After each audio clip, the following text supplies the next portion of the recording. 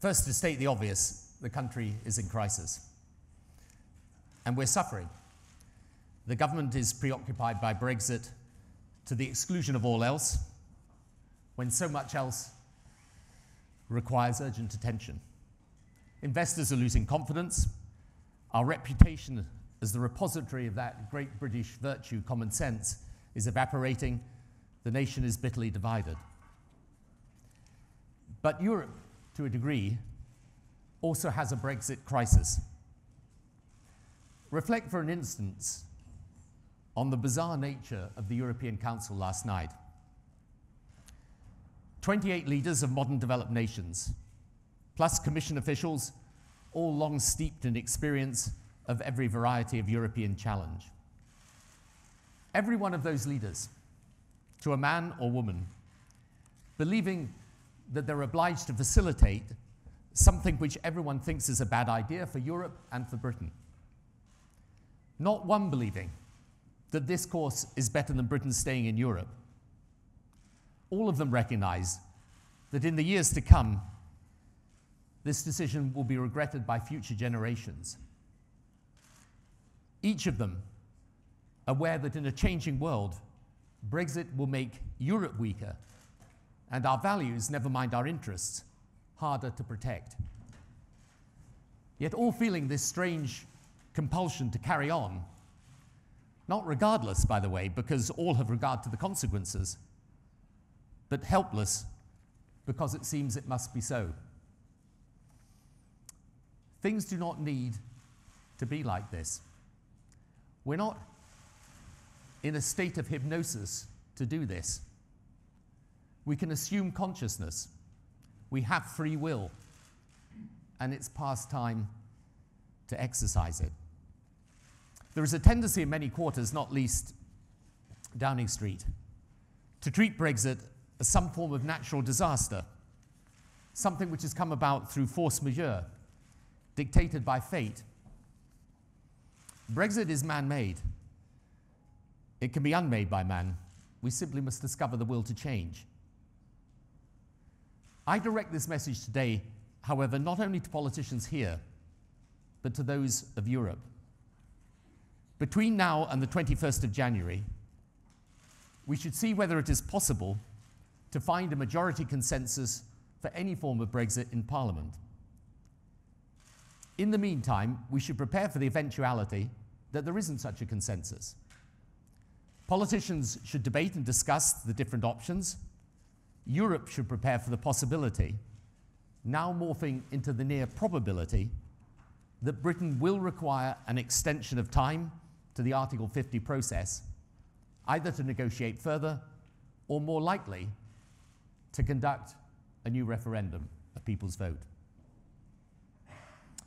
Our present situation is unique in modern British politics. The government is not in control, not of the agenda, not of events, and certainly not of the outcome. What is stranger is that they're not really positioning themselves to take control. Instead, they're saying it is this Theresa May deal or no deal, when it's clear that there is a consensus against the first and equally a consensus to avoid the second. In politics, the flip side of a politician's strength is often their weakness. There is sincere admiration for the doggedness of the Prime Minister in keeping on, despite all the shenanigans. But at a moment when we need imagination and creativity to find a way through, which accepts that the original plan may be unobtainable, there is a curious, purblind reluctance even to consider one. Therefore, it is outside the normal processes of government where we must seek a solution. One unlooked-for benefit of Brexit is that many members of Parliament, irrespective of party, are talking with each other, working with each other, discussing all possibilities, with a genuine desire to find an answer and not an advantage. And one sensible thing the Prime Minister has done is to allow for the possibility of throwing the matter forward to late January, and so to permit discussion without the prospect of an immediate vote, forcing people off their various fences, and this is positive. So there may emerge out of this a consensus, or at least a majority. But, you know, there's been one pattern to the Brexit debate so far. Every potential solution has had its moment in the sun, but then things have clouded over. The so-called Norway model is the latest to succumb, precisely because of all the drawbacks of the Theresa May deal, making us a rule taker, indeed more so. Over the last 30 months, it has become apparent that 45 years of British membership of the European Union has intertwined us with Europe in ways which make disentangling us hideously complex. Thus, we've ended up with what I call the painful versus pointless Brexit dilemma, which has haunted the negotiation. To begin with, seemingly in ignorance of the technical and political realities, the government thought it could pursue a cake-and-eat-it strategy. David Davis promised, if you remember, that we would secure a deal which took us out of the single market, but with exactly the same benefits as being in it.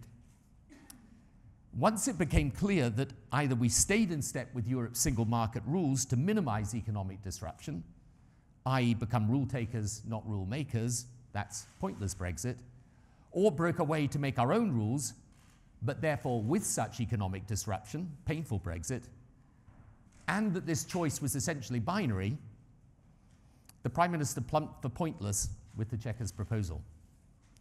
And the Irish question is an additional and fundamental problem, but it's really another manifestation of the same dilemma. A frictionless border between North and South in Ireland is only possible if the two are part of the same trading system, i.e. the single market and customs union. Such a border and the claim around it was not a concession by the British government, by the way. It started as a demand. Europe said yes, Ireland naturally said yes, and rightly, Europe has said it will stand by that decision, and indeed so should we. But of course, it completely undermines the other negotiating objectives of the government. Now, it's not clear as we speak if the Chequers proposal is extant, but what has been revealed by the whole negotiation process is that all the Brexit options have significant drawbacks when compared with staying in the European Union. It is this pursuit of incompatible ends through inept means that has led us to the present impasse. And I do not believe this impasse is resolvable by agreement on the form of Brexit, because neither pointless nor painful is attractive. One or other part of the Conservative Party will rebel, and the Labour Party will oppose. However, let's try. Let's see if a majority consensus develops. If it doesn't, if we can't find an option that meets approval in Parliament with a majority for Brexit, then the choice is between going back to the people and no deal. But surely this much is plain, if nothing else is. Whatever is the proper interpretation of the June 2016 mandate, it cannot seriously be said to be no deal. And Parliament has rightly set its face against such an outcome. Therefore, to insist that we crash out with all the disastrous implications of no deal, rather than put the matter back to the people, would be an extraordinary dereliction of duty. And I don't see it happening for that reason. But that is why it is therefore completely perverse to spend time, Europe or the UK government, in preparation for no deal, rather than in what is a much more likely outcome, which is a new vote. Now, there are still many who argue that such a vote would be undemocratic, others that it would be divisive without being decisive. And these are important arguments which need to be dealt with. I argued for a final say referendum back in October 2016 on the basis that such a huge decision required the right to reconsider once the negotiation proceeded to a clear deal. I think that argument was strong then, but the argument today is infinitely more compelling. We've had 30 months of negotiation.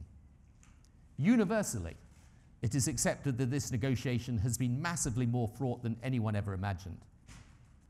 Just go back and read the speeches of government ministers in the first flush of excitement post-referendum, and read them now. Survey the political wreckage of the past weeks.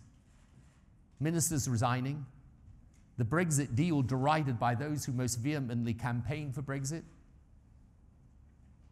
unable to put the deal to a vote, the Prime Minister herself put to the vote, surviving but barely, back to Europe for words that no one seriously believes will rescue her cause, several different versions of Brexit but none able to command a parliamentary majority, chaos, the character of this process, no viable solution in sight, the clock, which should never have been set, ticking, now ticking ever louder as we approach the midnight hour. All of this, by the way, while domestically, in the last 24 hours alone, we've seen reports of 12-hour waits for beds in A&E having doubled, the highest level of knife and weapons offences since 2010, and 120% increase in rough sleeping. How can it be said, how can it seriously be said that in these circumstances, given the riot of confusion we find ourselves in, that it is wrong to go back to the people and clarify whether in the light of all of this, they wish to stay or leave? I simply ask, in what other decision of consequence in our lives, where there's a stipulated time between the original decision and the due date, where we've had 30 months of brutal education of reality, when our knowledge of the consequence is a world greater than it was when we took the decision, in what other circumstances would we refuse the right to reconsider, refuse even to contemplate a change of mind, indeed regard discussion of such a change as somehow a betrayal of principle? Would we take such an attitude towards the time between engagement and marriage, if that time was as hapless as ours been since the referendum of June 2016 and the state of the nation today? Or towards the time between accepting the job offer and taking it up, or the time between deciding to move to a new home and the reality of inspecting it? If our knowledge of reality in any of these situations changed, would we really abhor the prospect of reconsideration? Given all that has happened, the undemocratic thing is to deny people a final say. Of course, there is discussion of the precise question a referendum would pose. But the difference between now and June 2016 is really about context. In a new referendum, both sides will be able to make their case in the context of the experience of the Brexit negotiation and what we've learned through it. I mean, who can seriously argue that we do not know more today than we did in June 2016? Today we know, and let me be fair to the Brexiteers, there was not a recession following the vote, unemployment has carried on falling, and wages have risen slightly. On the other hand, we know that our currency has been severely devalued, investment and growth badly affected, and no one can credibly stick £350 million extra for the NHS on the bus next time. We know that since the referendum, European migration is down. We understand much more about what such migrants actually do, and immigration from the rest of the world is up. The point, very simply, is that claim and counterclaim are this time going to be influenced by fact. As for the charge that such a new referendum will divide the country or produce an explosion of popular anger, I say we're divided now. And are people really going to be angry to be asked to give an answer when Parliament cannot? So far from being a source of disunity, if, as I suggest, both sides make a formal agreement that the decision is final, no matter how narrow, it will bring what all sides truly now crave, which is closure. But go ahead without such a final say, especially on the terms of the Theresa May deal, and for a certainty, both ardent Brexiteers and Remainers will feel angry and betrayed, and because of the deliberate ambiguity of the deal, the argument will continue, not abate. So, what seemed a few months ago unlikely is now, I would say, above a 50% likelihood. We will go back to the people. Ultimately, this could even make sense to the Prime Minister, who could perfectly legitimately say, I did my best, my deal was rejected by Parliament, and you, the people, must give direction because Parliament cannot. There are two important pieces of polling relevant here. A year ago, support for the people's vote was not above 30%. Today, it is the most supported outcome and growing in strength. And as the negotiation has gone on its wild and wacky way, the numbers believing that the original decision is sensible has declined. European leadership must also catch up with these developments and begin preparation. If Britain were to choose to have a new referendum, we would need Article 50 to be extended. We would need a solution to the European Parliament elections, though adequate precedent is available. But above all, Europe would need to decide whether to take an historic opportunity and set out a new offer to the British people, which also answers the concerns of citizens across Europe, particularly on the questions of immigration and the freedom of movement principle, the control of Europe's borders, and the acceptance that inevitably those inside the Eurozone will integrate differently from those outside it. Such an offer would itself add justification to the case for a people's vote, but more than that, it would show that the political leadership of Europe and of Britain had listened to the underlying concerns of those who voted Brexit, not disrespecting those concerns, but meeting them in a way which is not damaging. Any Remain campaign in Britain could underline such a point by advocating measures directed at assisting those people and communities who, after the long years of austerity, need support. Now, Europe may say, this is all very well, but how do we do this if your government won't cooperate? I say to them, I understand that, but put it out there. Let British politics respond. Cease to be passive spectators in the debate which, after all, impacts your interests, Europe's interests, and not just Britain's. Tell Britain you want us to stay. Set the agenda of what could happen if we do. So, we are now entering a new phase of this Brexit debate. Government has lost the initiative. Parliament has taken it. We know the options for Brexit. Parliament will have to decide on one of them. If Parliament can't decide on any of them, then it should decide to go back to the people. Now, therefore, should be the time of preparation.